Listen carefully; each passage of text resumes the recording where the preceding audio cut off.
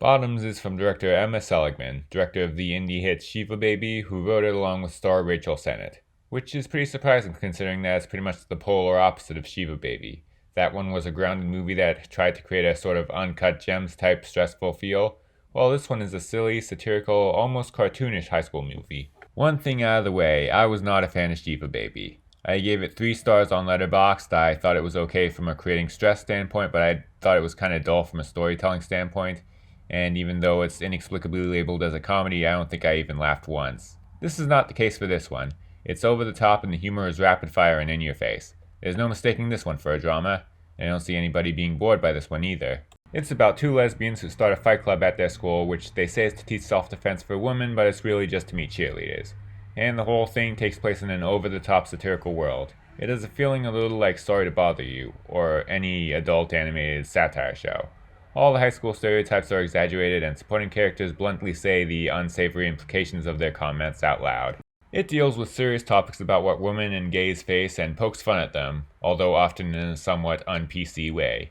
This movie earns its R rating. Even official statements from authority figures in the school are vulgar and bluntly sexual. I just don't know if you're supposed to be talking to us like that, just like as a teacher. And it's often pretty funny. The story amps up the absurdity until the final fight, which is as ridiculous as you'd expect by that point. Overall, this is a fun, funny teen satire. A lot more South Park than John Hughes, but that's just its type of humor. It's a short 91 minutes, yet it seems to breeze by even quicker. A flashback to a time when comedies could be smart, yet also silly.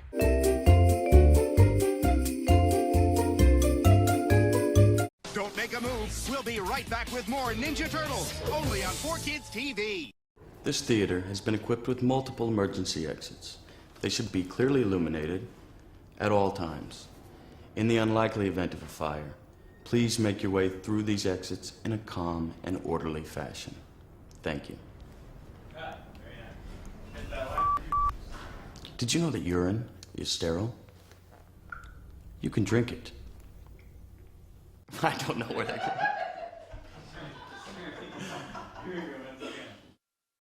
You're watching 4Kids TV. Now more martial arts madness on the Ninja Turtles.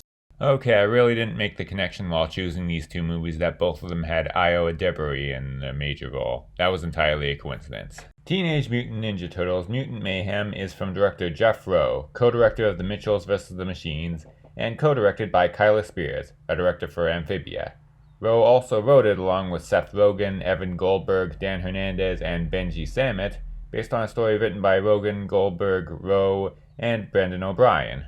I'll admit I'm not the most familiar with the TMNT property. I think I saw a few episodes of the 2003 series, that other animated movie, and I only recently saw the original movie.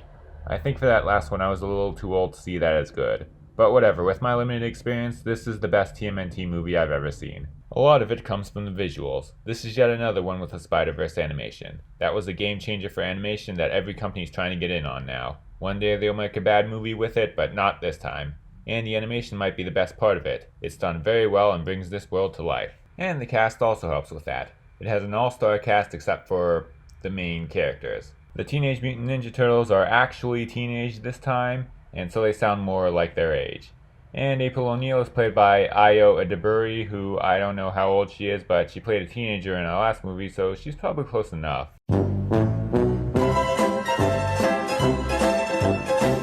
And they all have great chemistry with each other. Plot-wise, it's nothing special. It's very kid-targeted in that regard, but it's enjoyable for older people too because of the stylized animation and the voice cast. It has cool action sequences and even better visuals. This is a more than worthy addition to the franchise. Where it lacks in story, it more than makes up for with its sheer visual flair.